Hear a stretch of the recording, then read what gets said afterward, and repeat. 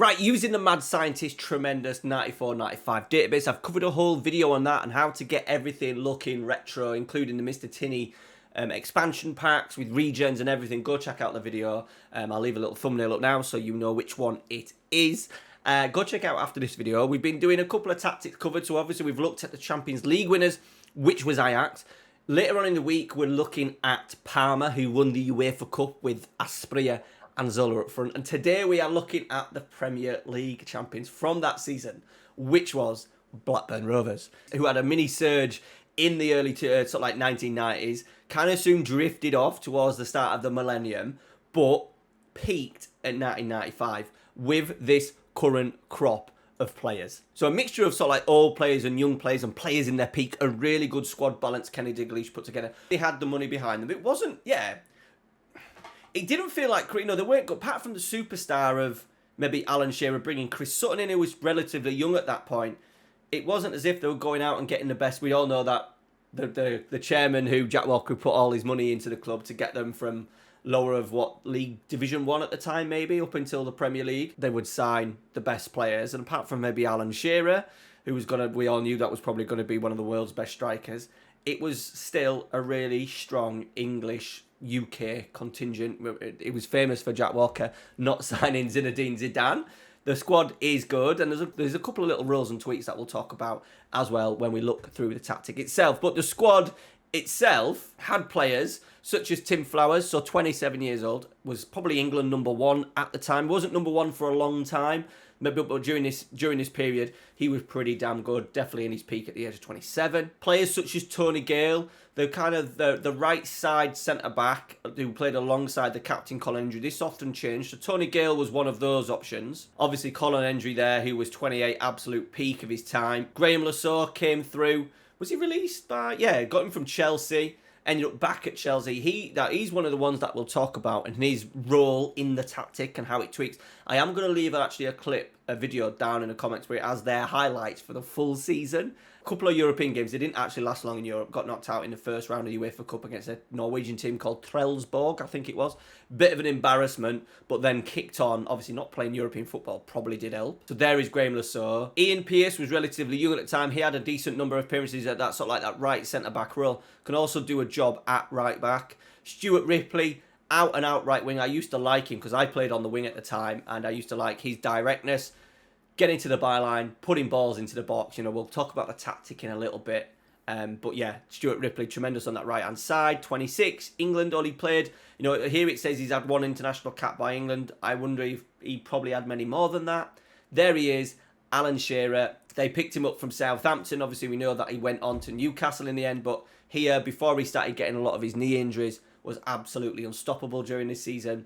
Tim Sherwood, captain. Robbie Slater played in the middle of the park, played on either flank at times as well. Chris Sutton came in late in August, so once the season had kicked off, and formed the formidable SAS partnership. Paul Warhurst scored an absolute belter against Man United, chipping Peter Schmeichel in a game that could have cost them the lead. They got a man sent off, shouldn't have got a man sent off. Henning Berg got sent off, actually, in a game. I think tackling Lee Sharp was never a red card. Man United managed to scrape the victory at Ewood Park. It just looked like maybe Manchester United would go on to win it. The loss of Eric Cantona during that season for that infamous Kung Fu kick was maybe the problem. But here he is. Sorry, I digress. Paul Warhurst playing a variety of positions, playing midfield, played a lot. We've been using him at right back in the start of the save. Jason Wilcox, now at Manchester United, in charge of trying to sort their transfer policy out. Lovely left foot, not as pacey as maybe Stuart Ripley's direct, more technical, crossing from maybe deeper areas. So we'll look at that and his relationship with Graham Lassalle on that left-hand side. Mark Atkins ended up playing a lot of games during the season, probably only going to be a bit part player, but due to the injury of David Batty, he only actually refused the league winners medal because he only played 6 games during that season. A broken foot kept him out for the majority of the season when it was probably going to be, as you could see, the season where he was going to absolutely dominate. It had a full season. It was into his second season, and shame that he got injured. But we've kind of been using him more in the tactic because it was kind of meant for him, the role. Henning Berg went on to then manage Blackburn, I think, at one point. Played a mixture of right back and centre half. And there you go. That is the squad, and this is the tactic. So the tactic is available for the patrons as a direct download. It is just an out-and-out goal-scoring direct. What he wanted, Kenny Dalglish, was to get the ball into the box, for those two big boys in the middle. Use the wide players, have a good solid base with the two central midfielders not venturing too far forward. And that was it. And it works exceptionally well in the game. And I said, you Patreons, if you want the file as a direct download and you want to support the channel into 2025, you've got all the previous tactic downloads as well as on the Patreon as well. Thank you to everyone who's on screen for supporting the channel. We've got over 100 members on it, so I really appreciate your support. Everyone else, though, don't worry, we will go through any player instructions, team instructions, so if you want to watch the video, copy it into your own FM24 yourself and get a little bit of a, especially if you've downloaded this retro database, a classic 4-4-2 if you're in England, I think kind of suits. Okay, so goalkeeper Tim Flowers, there wasn't an over-reliance on, this wasn't the early 90s of the Ajax playing out from the back. A lot of the goalkeepers, their shorter distribution would be throwing. So for Tim Flowers, we've just gone goalkeeper on defend. Right back, Henning Berg, no play restrictions. Said this changed Paul Warhurst at times. We've had a little bit of a change around because no one actually... They were probably a centre-back or a right-back, maybe short. I'm interested to know, Blackburn fans, was this maybe the weakest area of the team? It probably was. Squads weren't that big. They have options, but just no one that actually stood out. And they had a lot of players between Berg, Gale, Pearce, Warhurst that all played sort of like the late teens, early 20s in terms of appearances. So definitely shared about this role. But Hemingberg, full back on support with the right centre-back, well, both centre-halves. You could probably go no-nonsense if you wanted to as well. I think that would be more than adequate. And Colin Hendry on that left-hand side, central defender. But once again, you can probably tweak it to a no-nonsense centre-back if you wanted. Now, the left-back one's an interesting one for the main reason of Lasseau. He was kind of an inverted wing-back, a very aggressive. He would often get into this area here. He would often do this underlapping run. He would also go round, but Wilcox liked to stay wide, get the ball out of his feet and deliver. So he would often hug the touchline. It left this space for more energy. Wilcox was not so much of a decent dribbler, but he did like that that directness of getting that ball in early. So they needed that forward run to pull away maybe a defender or a centre-half that's come across, and Wilcox did that extremely well. So there's two options here.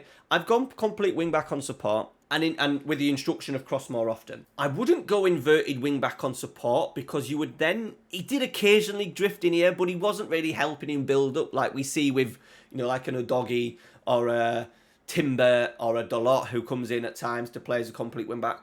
Rico Lewis, it wasn't kind of that one. It was more just sitting narrower and then being really direct.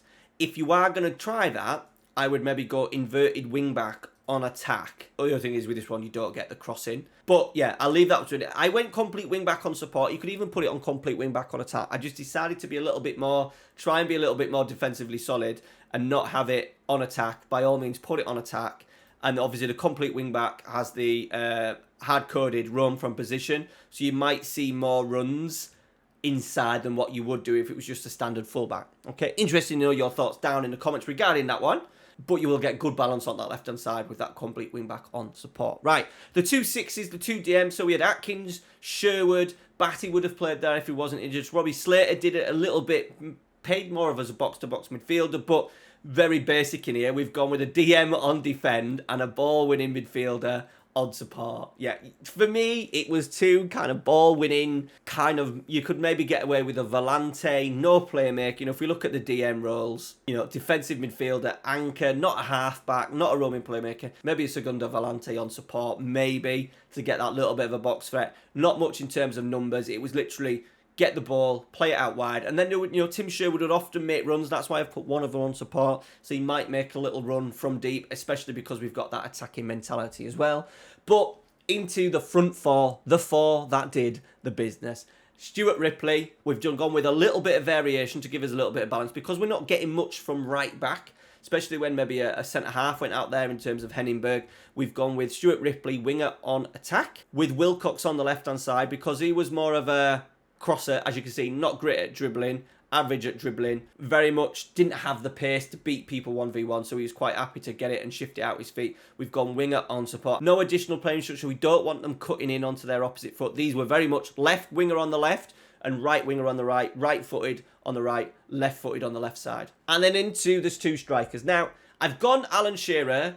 He could be a complete forward on attack, but I've gone advanced forward just so I could generate maybe the amount of numbers. You know, especially when Chris Sutton came in, the amount of time Shearer had to drop in was a little bit less. So I've gone with Alan Shearer as an advanced forward on attack on that right-hand side, so he's on his strongest foot. Often worked out that way. With Chris Sutton now for this one, you could go DLF on attack, you could go target forward on attack, target forward on support. You could even go complete forward on support, complete forward on attack. Any of those 6, I think, would do your job. We've been going target forward on support just so he could come in build up a little bit, and we could play into him maybe a little bit more directly. That's what I've gone for, but you could change it. Has he made a decent start? Did we actually change it? Yeah, we started in pre-season as well. Look, he scored 5 actually, one game against Kaiserslautern, but we've changed it. And the last 3 games, look, target forward, he's had a nice little return. So by all means, change it. I think it wouldn't change the way the team played much with those changes that I've said: complete forward, support or attack, DLF, support or attack. Maybe the thing is with DLF, it gets into lovely positions, but you kind of want in that one to be more of a playmaker, a vision kind of player, which he's not. It says he can do it, look. It says he can do it. He's only really young in the game as well. He's only 21, so he's got time to develop some of these a little bit more. No pace, so just something to be aware of. But yeah, brilliant in the air, 18 jumping reach, 16 heading, 6'4". He will score you plenty of headers. Okay, so that was the team. The tactic itself, we've gone attacking mentality because I want it to be quick. I want it to be aggressive. I want them to score goals. I want balls out wide in the box. All right, so that's why we've got attacking. Fairly wide attacker. I've left it off because the wingers will stay naturally wide anyway, but I was conscious of everyone being wide. You know, though, if you find your wingers are not getting wide enough, I'm not asking them to drift in. They're going to hug the touchline because they want to play on that stronger foot, which is their outer foot. They won't be coming in, so you might not need to change. If you do need to change and you're finding you're struggling against team with low blocks, etc., maybe playing 5 at the back, put it all onto wide so then it opens out the pitch even more.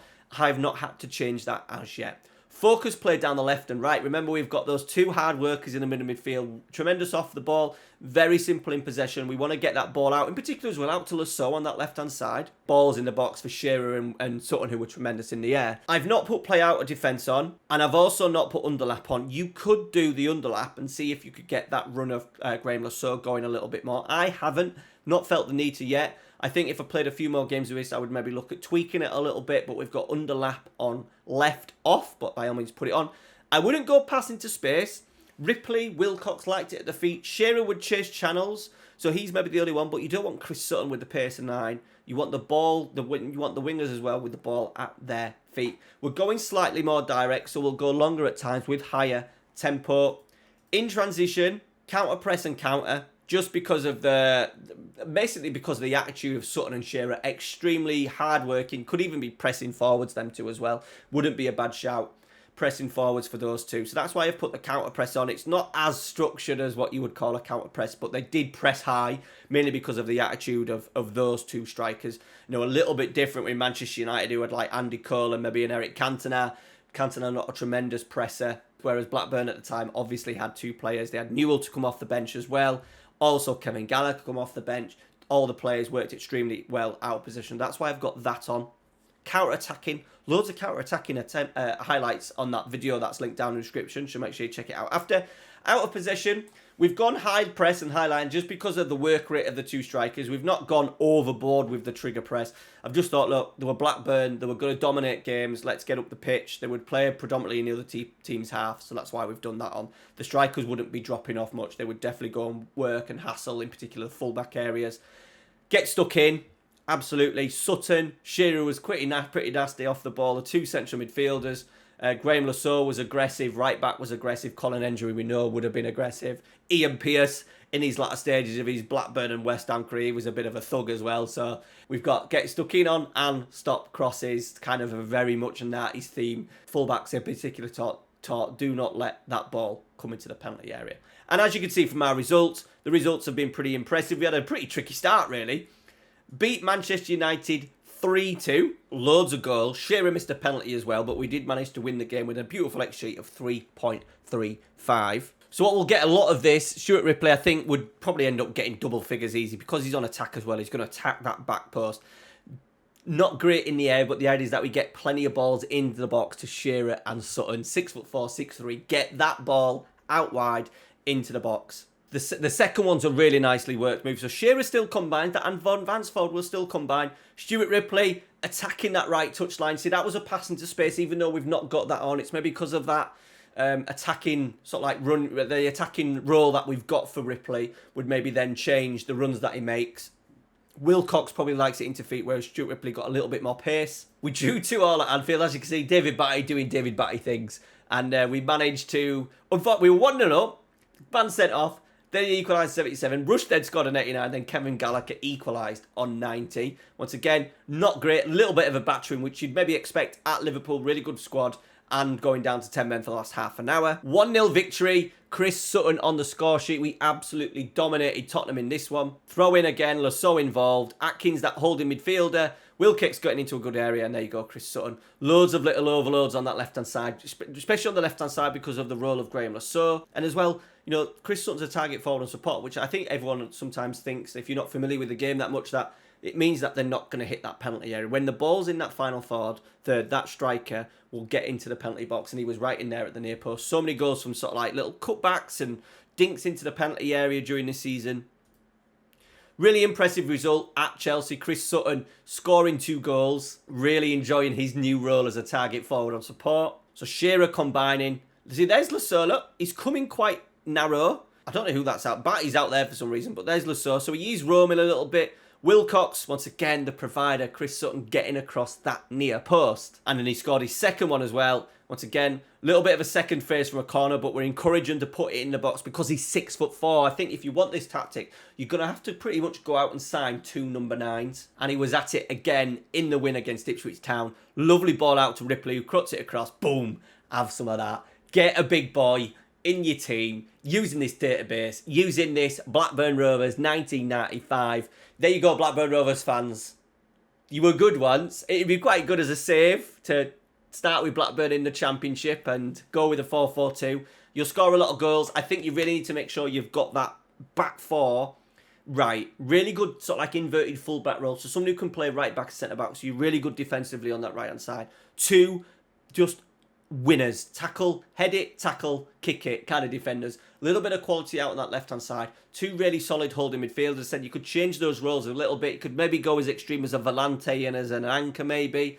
No half-backs or anything like that. That would be my suggestion. And obviously then 2 crossers. Left footer on the left, right footer on the right. 2 strikers in up there who are going to, want to attack that ball coming in. Thank you very much for watching. Check out the Patreon. Watch out later in the week as well. We have the Palmer 352 as well. Thank you for watching. Take care. See you later.